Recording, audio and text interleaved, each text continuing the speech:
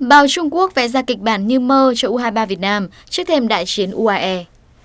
Tờ báo Trung Quốc dự đoán huấn luyện viên Park Hang-seo sẽ thiết lập một kỷ lục mới cho U23 Việt Nam, mở đầu bằng việc đánh bại UAE. 17 giờ 15 phút ngày hôm nay, ngày 10 tháng 1, U23 Việt Nam sẽ có trận mở màn ở vòng chung kết U23 châu Á gặp UAE, đối thủ mà cách đây hơn một năm thầy trò ông Park Hang-seo từng chạm trán ở đấu trường ASEAN 2018 tại Indonesia. Trước thềm trận mở màn của U23 Việt Nam, như thời gian gần đây, truyền thông Trung Quốc đưa ra dự đoán về cơ hội giành chiến thắng của thầy trò ông Park Hang-seo. Website PP Sport của Trung Quốc dự đoán rằng ở giải năm nay, huấn luyện viên Park Hang-seo sẽ là người giúp Việt Nam thiết lập kỷ lục mới và mục tiêu đó sẽ được mở đầu bằng chiến tích đả bại UAE. Chúng tôi xin tóm lược lại nội dung chính của bài viết như sau. Vào lúc 18 giờ 15 phút theo giờ Bắc Kinh ngày 10 tháng 1, đương kim Á quân của giải U23 châu Á Việt Nam sẽ có 2 trận khai màn tại vòng chung kết giải U23 châu lục gặp UAE. Có một sự thật không còn gì để nghi ngờ, Việt Nam chính là đội bóng mạnh nhất ở Đông Nam Á trong thời gian gần đây. Họ giành những tiến bộ vượt bậc trong 2 năm qua. Họ liên tục giành những kết quả rất tốt ở đấu trường châu Á. Chắc chắn ở giải năm nay, Việt Nam là đội mạnh nhất ở bảng đấu cùng UAE, Triều Tiên và Jordan. Trong trận đấu tranh huy chương đồng ở Asian Games 2018 tại Indonesia, U23 Việt Nam từng đối đầu UAE để thua cực kịch tính sau loạt sút luân lưu. Hiện cả hai đội vẫn còn sở hữu nhiều cầu thủ tham dự trận đấu đó. Với Việt Nam, điển hình phải kể tới tiền vệ Nguyễn Quang Hải, trụ cột không thể thay thế ở cả tuyển quốc gia lẫn U23 và từng tỏa sáng ở giải U23 châu Á 2018, AFF Cup 2018 hay Asian Cup 2019. Thật trùng hợp, Việt Nam và UAE nằm chung bảng đấu ở vòng loại World Cup dành cho tuyển quốc gia. Đó là đấu trường Việt Nam là đội tỏ ra xuất sắc hơn nhiều.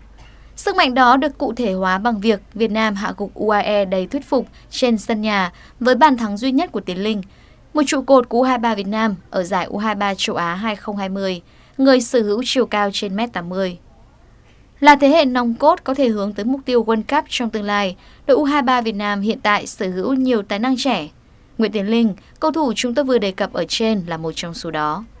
Nguyễn Quang Hải, người liên tục tỏa sáng ở những giải đấu lớn, tất nhiên là nhân tố đáng chú ý nhất. Với đội tuyển quốc gia, Tiến Linh, Quang Hải và các đồng đội đã tỏa sáng ở vòng loại World Cup, giúp Việt Nam bất bại và có nhiều cơ hội vào vòng loại cuối cùng. Bây giờ họ rất có thể sẽ tỏa sáng để giúp Việt Nam tiến sâu ở giải U23 châu Á. Ngoài các cầu thủ, điểm nhấn của U23 Việt Nam chính là vị trí thuyền trưởng của huấn luyện viên Park Hang-seo. Ông chính là nhân vật tâm điểm của bóng đá Đông Nam Á suốt 2 năm qua. Lần này, ông được kỳ vọng tạo ra một kỷ lục mới cho bóng đá Việt Nam. Về phía đối thủ của U23 Việt Nam, có thể thấy U23 UAE không giành kết quả nổi bật ở sân chơi châu lục trong những năm gần đây. Hiện ở vòng loại World Cup, đội tuyển quốc gia UAE với một số nhân tố đến từ đội U23 cũng chỉ xếp thứ 4 ở bảng đấu.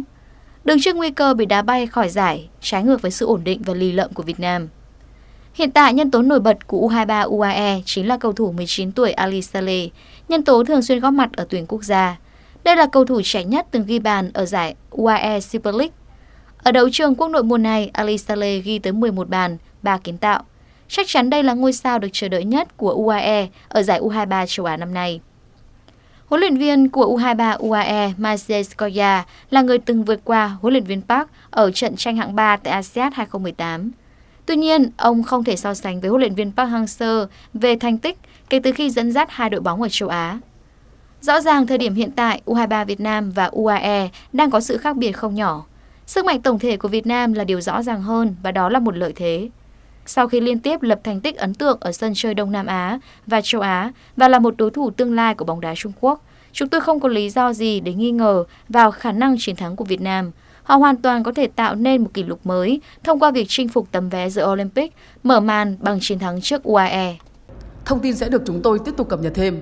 Cảm ơn quý vị và các bạn đã theo dõi tin tức quốc tế của bản tin 24 giờ ngày hôm nay. Các bạn nhớ đừng quên ấn like và đăng ký kênh để theo dõi những tin tức mới nhất, ủng hộ kênh nhé. Chúc các bạn một ngày vui vẻ.